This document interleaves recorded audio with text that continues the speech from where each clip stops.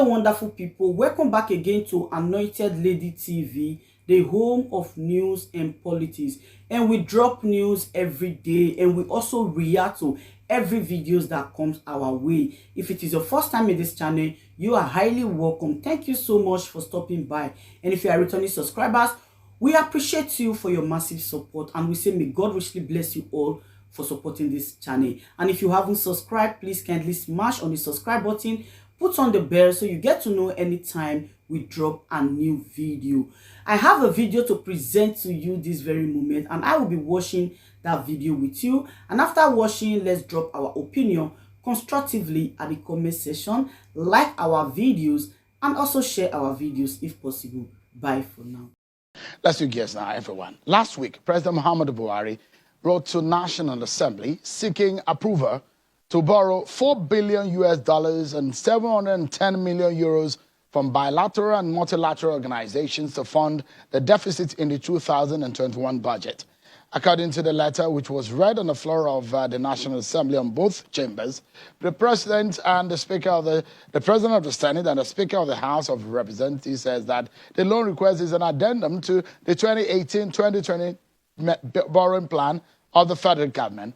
President Buhari was also seeking approval for grant components of $125 million. Further explained that the need to borrow more funds is to meet emerging needs and ensure that all critical projects approved by the Federal Executive Council as at June 2021 are incorporated.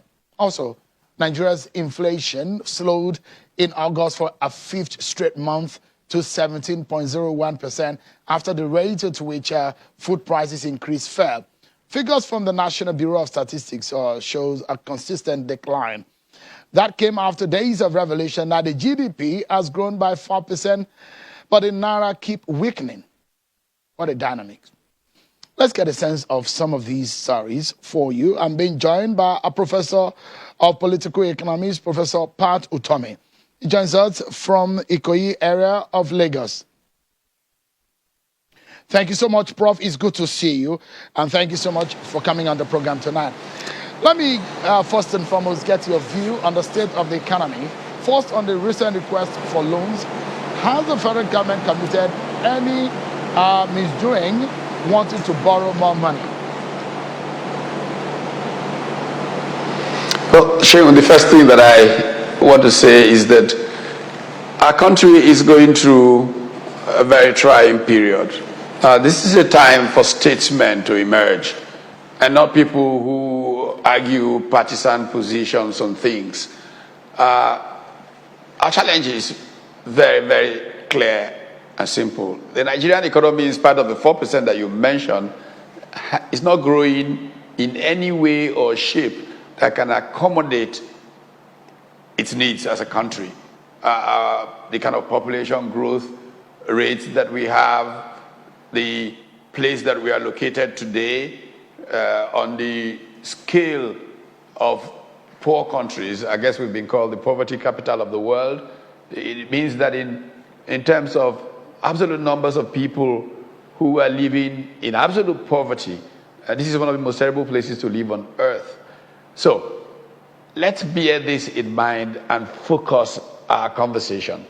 Now, coming to the debate has been going on over whether borrowing is reckless, reasonable, and justifiable. Some people are trying to justify why not, why not. I think that we are not putting things properly in context. Well, first of all, you can justify anything with statistics. You know what they say? There are lies, there are damn lies, and there are statistics.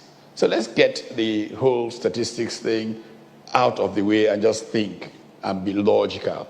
And let's also bear history in mind. It is not the first time in our history that we have been in these kinds of dire straits. So let's draw lessons from that historic track and use it to reflect on what we need to do. In terms of the statistics that are being bandied about, yes, in an absolute sense, the fact of borrowing $4 billion is not necessarily something that will kill Nigeria, even though if you look at how much of our revenues are now going into servicing debt, you have to worry. Now, however, there's a converse point here. This country needs to grow like crazy, and it cannot grow unless you invest. So the real issue is the targeting of borrowed funds. Am I convinced that the targeting is enough to drive the kind of growth that will facilitate amortization of this and enable the economy to be able to grow in a sustainable manner? I'm not being given enough information to believe that that is the case. You know, back in the 70s, when General Obasanjo was head of state, oil price volatility, and let's be very frank, part of the reason where we are is that oil price drops during the heat of last year, compounded, of course, by supply chain challenges brought about by the lockdown of COVID, led to revenue shortfalls of a significant nature. Because we have failed to do something we have advertised that we're doing literally every year for the last 30-something years, which is to diversify the base of the Nigerian economy. Do I see a plan that shows me that these borrowings will facilitate that diversification of the base of the Nigerian economy? My straight answer to you is no, I don't see that plan. I think that we have to develop a clear national strategy. If we have a clear national strategy which looks at how growth can take place in a sustainable manner in this economy, then we can borrow. We can borrow twice, 3 times as much as we are borrowing now, and I won't be afraid. What I'm afraid of is that we're likely to just borrow to fill the needs of the moment in terms of meeting our recurrent expenditure challenges of now. And then we're in a deeper problem. When we had similar challenges in the 70s, what happened at that time was, first of all, we'd had, of course, oil prices going up. We believed we could do many things. Even the Western banks were telling us that we were underborrowed. I still remember General Obasanjo sending off General Oluleye, who was Minister of Finance, was then called Federal Commissioner for Finance, to go off in search of jumbo loans. And some people screamed at that time, look, what is this we're doing? I said, no, we're under leverage, we're under borrowed, we're, our capacity, of course, looking at oil income, our capacity to service those loans was supposed to be there. But what happened? We're suddenly in a debt trap. It's an irony that it took General Obasanjo returning to power many years after to work to get rid of the overcast from the debt trap that we fell into. All right, Prof. As a result of thinking under him. Let me just ask some 2 or 3 straight questions. Are we in another debt trap right now? We seem to be moving into one. If we don't, look, I was talking to the first debt trap, and the way that General Obasanjo reacted to it, which was very appropriate, he immediately recognized, one, that you had to cut expenditure deep and dramatic. And it came both in real cuts and in symbolic cuts. I remember his famous statement back in the 70s that we're going to cut our coat, not according to our size, but according to our cloth. He made sure that executive protocols were completely sliced off.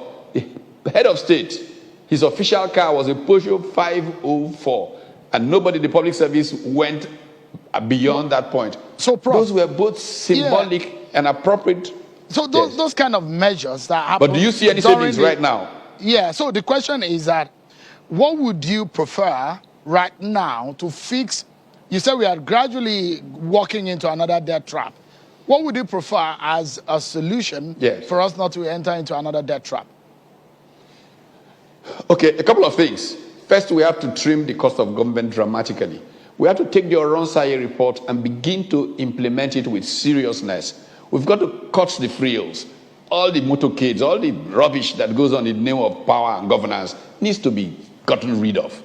And when we reduce our costs, first, the people we are going to try to borrow money from will see that we are serious. That's why IMF has conditionalities, because they don't want you coming to borrow money and being profligate with the money that you have borrowed, because your ability to service that money is impaired. So, dramatic cost reduction in governance, a clear national strategy, growth strategy. I have advocated, without fail, a strategy that is based on our latent comparative advantage and developing industrial policy around certain value chains, which we hope to dominate globally, and that would diversify the base of this economy. And there's a lot of talk, we're giving money to agriculture, giving money to that. Most of the serious entrepreneurs that I know in these sectors are getting nothing. Every time you meet them, they say they're getting nothing. So it's either somehow there's a misallocation, or whoever is getting it are not the people who are going to create long-term wealth. Maybe they're people who have power. So but we need to essentially be clear about our national strategy, focus on production, and production. Let me ask you another question, and I'm not trying to drag you into any political bias conversation now. I'm trying to us get a national conversation. And the question is, with the indices that we have, the GDP growth, the inflation, in fact, some of the analysts have they predicted about 2% of GDP, we got about 5%. How would you rate the handling of the economy under this government? Will you rate it high or low? Well, Śèŕìøus, I think that you're stepping right into what you say you don't want to do. The point of the matter is that we have a national economic emergency.